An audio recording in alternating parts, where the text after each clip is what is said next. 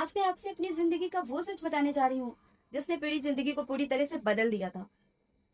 शादी के कुछ समय बाद ही मुझे पता चला कि मैं माँ बनने वाली हूँ।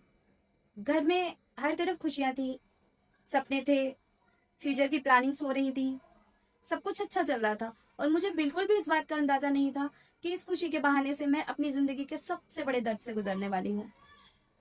आज मैं आपके साथ अपनी मदरहुड जर्नी के जहाँ से मेरी पहली प्रेगनेंसी थी, वहीं से मेरी मदरहुड की लंबी यात्रा की शुरुआत हुई। उसके फर्स्ट पार्ट को मैं आज आपसे शेयर करूंगी, क्योंकि अगर मैं पूरी स्टोरी बताने लग गई तो वीडियो बहुत लंबी बन जाएगी। आज मैं आपसे अपनी जिंदगी के सबसे कठिन दौर की पहली शुरुआत की बात करूंगी। आज मुझे लोग निष्ठा की मम्मा के रूप में देखते हैं कि मेरे पास इतनी प्यारी बच्ची है, उसकी शरारतें देखते हैं, उसकी मुस्कुराहट देखते हैं और मुझे एज अ प्राउड मॉम समझते हैं। मैं खुद भी अपने आप को बहुत प्राउड मॉम मानती हूँ, क्योंकि मुझे निष्ठा जैसी बच्ची मिली। लेकिन उसके आने के पहले का जो भी टाइम था, वो एक बहुत ही कठिन दौर था मेरे लिए। मेरी जिंदगी का एक वो ऐसा समय है, एक वो ब्लैक पार्ट है, जिसे जिसे मैंने पूरी तरह से तो आज तक किसी को नहीं बताया। लेकिन ये फैसला मैंने किया अपने आप से कि मैं इसे जरूर अपने यूट्यूब चैनल पे धीरे धीरे करके शेयर करूंगी, क्योंकि मैं तो निकल गई उस स्ट्रेस से, उस मेंटल ट्रामा से। लेकिन मेरे जैसे और भी बहुत सारी हमारी जो सिस्टर्स होती हैं, और अगर कोई इस तरह से इस सिचुएशन से लड़ रहा है तो उसे थोड़ी सी हिम्मत तो मिलेगी, एटलीस्ट थोड़ी हिम्मत तो मुझे देख के मिलेगी ही मिलेगी। क्योंकि अगर मैं उस सिचुएशन से लड़ के आगे बढ़ सकती हूँ तो वो भी बढ़ सकती है। क्योंकि जब मैं इस तरीके से जब उस दौर से गुजर रही थी, तो मैं भी यूट्यूब पे इस तरह से बहुत सारे वीडियोस देखती थी कि कहीं से कोई भी होप मुझे मिल जाए। और इस दर्द को मुझसे ज्यादा और कौन इतने अच्छे से समझ सकता है। मैंने खुद भुगता है, और थोड़ा बहुत नहीं, 10 साल, अपनी जिंदगी के 10 साल दिए हैं सिर्फ मैंने माँ बनने के लिए। मेरी लाइफ के ब्लैक पार्ट की शुरुआत जो थी, वो मेरी फर्स्ट प्रेगनेंसी से ही हो चुकी थी। एक्चुअली ये बात पता नहीं चली, वो बात तो 2-3 साल के बाद पता चली, लेकिन वो शुरुआत वहीं से थी, उसकी स्टार्टिंग वो वहां से हो चुकी थी। तो ये बात है जब मेरी शादी हुई थी 2013 में, उसके 3-4 महीने के बाद ही मुझे ये पता चल गया कि मैं प्रेग्नेंट हूँ। मैंने चेक किया तो रिपोर्ट पॉजिटिव थी। और जैसे कि होता है, फर्स्ट प्रेगनेंसी होती है तो वो स्पेशल होती है। जब ये बात घर में रिवील हुई, सभी लोग खुश थे और बहुत खुश थे, हर तरफ खुशी थी। और सबको ऐसा लग रहा था, और साथ ही साथ मैं भी बहुत खुश थी, हम दोनों ही बहुत खुश थे कि फर्स्ट बेबी जो होता है वो स्पेशल होता है। हमारी शादी को ज़्यादा टाइम नहीं हुआ था, हमने कोई हम कहीं घूम भी नहीं पाए थे, वो सब बहुत जल्दी जल्दी ये हुआ। लेकिन फिर भी ये इस बात की बहुत खुशी थी कि एटलीस्ट हम पेरेंट्स बनने वाले हैं। और मेरे मन में वो सब बातें आने लगी थी कि जो मेरा बेबी होगा वो कैसा दिखेगा, और मेरे जैसा दिखेगा या अपने डैडी के जैसा दिखेगा। मैं उसको कैसे उसके लिए मैं क्या क्या शॉपिंग करूँगी, और हम कैसा फंक्शन करेंगे, किसको बुलाएंगे, वो सारी जो वो जो होता है ना कि एक माँ बनने के लिए जो एक भावनात्मक जुड़ाव होता है, वो सब कुछ अंदर मेरे आने लगा था। और मैं बहुत खुश थी, सब कुछ नॉर्मल चल रहा था, बिल्कुल धीरे धीरे चीजें चल रही थी। लेकिन फिर अचानक से कुछ ऐसा हुआ जिसकी कि बिल्कुल भी उम्मीद नहीं थी। शुरुआती 2 महीने तक सब कुछ नॉर्मल चल रहा था। सब कुछ धीरे धीरे हम रूटीन चेकअप के लिए जाते थे, सब कुछ ठीक था। लेकिन फिर कुछ ऐसी चीजें होने लगी जिससे मुझे बहुत चिंता होने लगी, और मैं बहुत घबराई हुई डॉक्टर के पास में गई।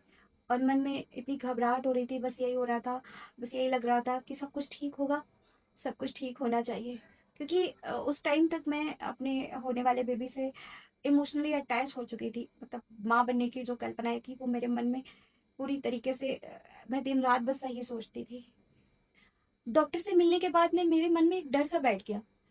डॉक्टर ने कुछ ऐसी बातें बताई जिससे मैं अंदर ही अंदर बहुत डर गई। मैं बहुत घबराई हुई थी, मतलब खुद को समझाने की कोशिश कर रही थी, बहुत ज्यादा मैं हिम्मत रख रही थी। और हर एक दिन उम्मीद और डर के बीच में गुजर रहा था। और फिर एक दिन कुछ ऐसा हुआ जिसकी कल्पना मैं सपने में भी नहीं कर सकती थी। अचानक से मतलब अचानक से मुझे कुछ ऐसा लगा, उस टाइम तक ऐसा था कि मुझे फील थोड़ा बहुत आने लगा था, लेकिन 2 से 3 दिन ऐसे हो गए कि मुझे कुछ भी नहीं फील हो रहा था। मेरे बिल्कुल भी भूख नहीं लग रही थी। तो हमने सोचा कि एक बार डॉक्टर को विजिट कर लें। हम डॉक्टर के पास विजिट के लिए गए और डॉक्टर ने हमारी सोनोग्राफी लिख दी। तो जब डॉक्टर ने हमारी सोनोग्राफी करी तो वहाँ पे जो पता चला उससे मैं बिल्कुल सॉफ्ट हो गई। बिल्कुल, वहाँ पे मेरा बेबी का हार्ट बीट बंद हो चुका था।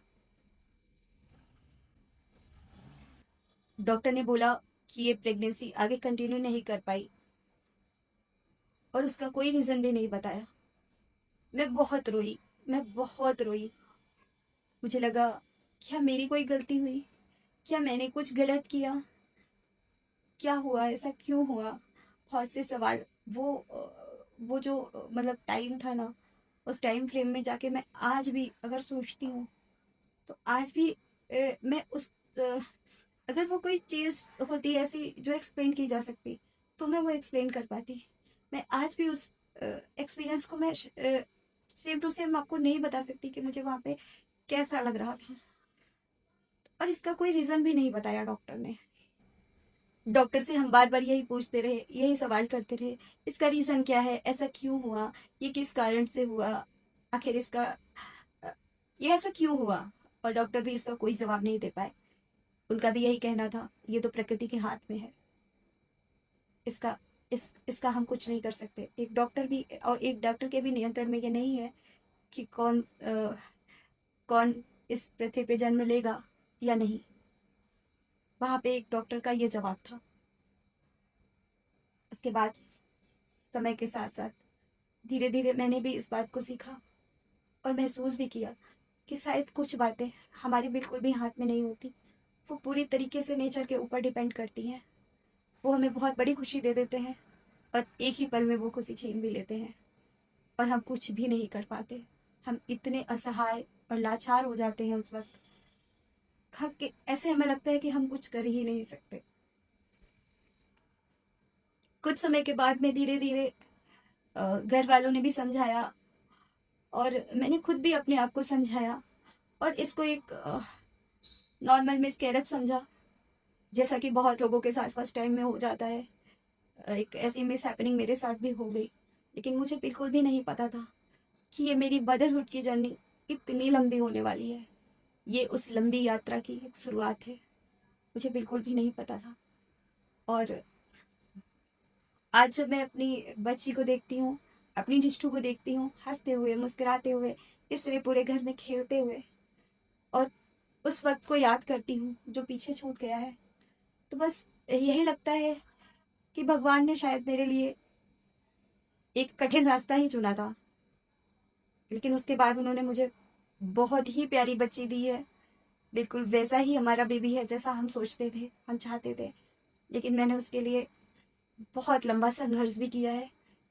बहुत सारी चीज़ों से होके, बहुत सारी चीज़ों से निकलने के बाद, बहुत कुछ देखने के बाद, ऐसे ऐसा समय और ऐसा ऐसा दिन देखने के बाद आज मुझे मेरी ये बच्ची मिली है। तो मैं बहुत बड़ा ब्लॉग नहीं बना पाती हूँ क्योंकि मेरे पास छोटा बच्चा है। मेरी निष्ठा अभी 18 मंथ की होने वाली है 1 जुलाई को। और मैं चाह तो बहुत टाइम पहले से ही रही थी कि मैं अपनी स्टोरी को सोशल मीडिया पे शेयर करूं, क्योंकि सोशल मीडिया मेरे लिए भी एक बहुत बड़ा माध्यम था। जब मैं इस इनफर्टिलिटी के दौर से गुजर रही थी, मैं ट्रीटमेंट फेज में चल रही थी, मैं सब कुछ सर्च करती थी ऑनलाइन कि क्या कोई मेरी तरह है जो उसके साथ, क्योंकि इससे बहुत ज़्यादा मोटिवेशन मिलता है। मैं तो ये कहती हूँ कि अगर कोई ऐसा है जो इस दौर से अभी उसका ट्रीटमेंट चल रहा है, या वो अभी अपने ज़िंदगी के मुश्किल दौर से एक ट्रीटमेंट फेज में है, तो आप मेरे को देख के बहुत ज़्यादा मोटिवेट हो जाइए। क्योंकि जितना ज़्यादा मेरे लिए चीज़ें मुश्किल हो चुकी थी, जिस तरह से मैं पूरी तरीके से होपलेस हो चुकी थी, मतलब नहीं लग रहा था बिल्कुल भी कि ऐसा भी कुछ अब हो सकेगा। तो जब मेरी सुन ली भगवान ने, साईनाथ ने, मैं साई में बहुत भरोसा करती हूँ, बहुत मानती हूँ, बल्कि मैं तो यही मानती हूँ कि जो मेरी निष्ठु है वो साई का ही प्रसाद है। तो जब मेरी सुनी है ना, जब मेरी इतनी बड़ी मुश्किल को दूर किया है, तो साईनाथ आप सबकी मनोकामनाएं पूरी करेंगे। हर किसी को भी इस दुनिया में इस खुशी से बिल्कुल भी वंचित नहीं रखेंगे, और सबको वो उसके हिस्से की खुशी ईश्वर जरूर देता है, लेकिन कभी कभी उसका टाइम बहुत लंबा हो जाता है। तो ये तो एक बस शुरुआत थी मेरी मुश्किलों की। फिर आगे क्या क्या हुआ और कैसे कैसे क्या क्या हुआ, वो सारी चीज़ें मैं आपके साथ में शेयर करूंगी। तब तक के लिए इस ब्लॉग को मैं यहीं पे एंड कर देती हूँ, क्योंकि मेरी बच्ची सोई हुई है। अगर वो जग जाएगी तो मैं बिल्कुल भी बात नहीं कर पाऊंगी आपसे। आगे के स्टोरी में आपको अगले पार्ट में बताऊंगी नेक्स्ट फिर क्या हुआ, और हम कब गए चेकअप के लिए, और कैसे यहाँ तक पहुँचे। तब तक अब आगे की स्टोरी को मतलब आगे फिर क्या हुआ और किस तरीके से ये मेरी यात्रा इतनी लंबी हो गई, इसके बारे में आपको फिर मैं किसी वीडियो में बताऊंगी। और आज के इस ब्लॉग को मैं यहीं पे एंड करती हूँ। अगर आपको मेरी कहानी से थोड़ी भी इंस्पिरेशन मिल रही हो, और आपको ये मेरा प्रयास अच्छा लग रहा हो, तो अगर आपने वीडियो को यहाँ तक देखा है तो मैं आपसे रिक्वेस्ट करूंगी कि आप मेरे इस चैनल को सब्सक्राइब कर लीजिए। इस चैनल पे आपको इंस्पिरेशन, मोटिवेशन, मेरी प्यारी सी फैमिली लाइफ ही देखने को मिलेगी। तो थैंक यू सो मच, और मिलते हैं आपसे नेक्स्ट वीडियो में। तब तक के लिए बाय बाय, अपना ख्याल रखें।